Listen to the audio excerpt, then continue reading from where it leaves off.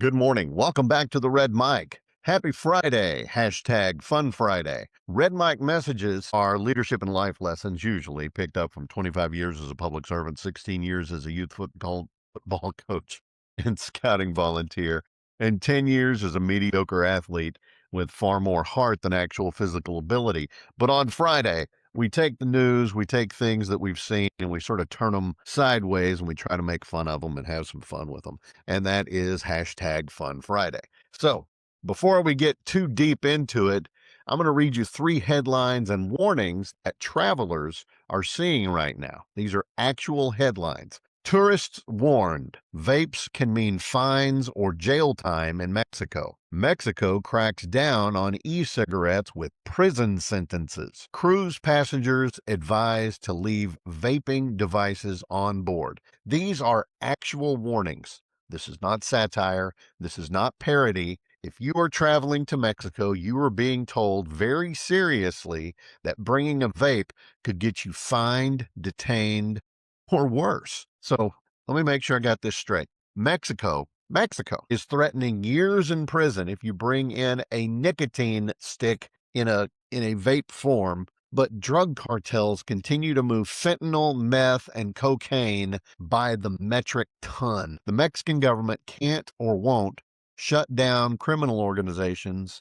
who have armored convoys, private armies, and billion-dollar supply chains. But by golly, they've finally gotten tough on those tourists with vapes.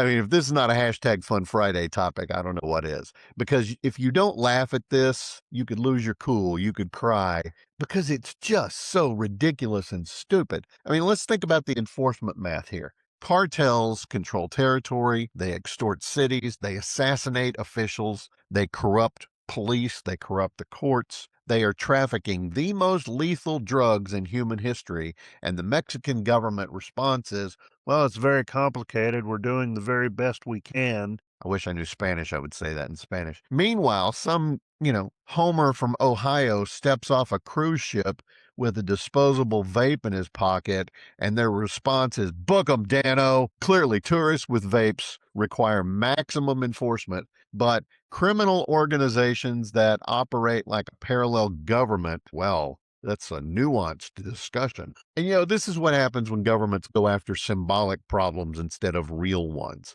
Banning vapes is easy. You don't need armored vehicles. You don't need intelligence operations. You don't need to confront anyone who can fight back. You just need a rule, a sign, a warning flyer, and people who will comply. 6-foot rule. You have to wear a mask everywhere. If you don't get this shot, we're going to make you lose your job. You can't travel unless you have this shot. Any of this sounded familiar, folks? None of this is courage. It's convenience. It is, well, it's corruption. It's government overreach. It's government oversight. It's focusing on the speck instead of the log. None of this is courage. It's convenience. And let's be honest, it's not about health. If this was about health, fentanyl would be priority 1 for Mexico. Hell, it'd be priority 1 through 10. If this was about safety, cartel violence would be a national emergency. If this was about protecting young people in Mexico, the drug routes would matter more than beach rules. On my personal page, I outlined my ideas on what to do about the cartels. And honestly, it would take us as the United States violating some national guidelines, some national supremacy. We would have to take the fight to the cartels. I don't think the American people would have a problem with that personally. But these kind of problems are hard. They're dangerous. They involve real power and they require real action, real determination, real guts. But instead, what is Mexico doing? They're doing what struggling systems often do. They enforce the rules where the resistance is lowest, and they call it leadership. And you see this everywhere. You see it in organizations that crack down on minor policy violations while they ignore toxic leadership. You see it in companies that obsess over optics while their core systems are rotting. In institutions that punish rule followers because rule breakers are too powerful to confront.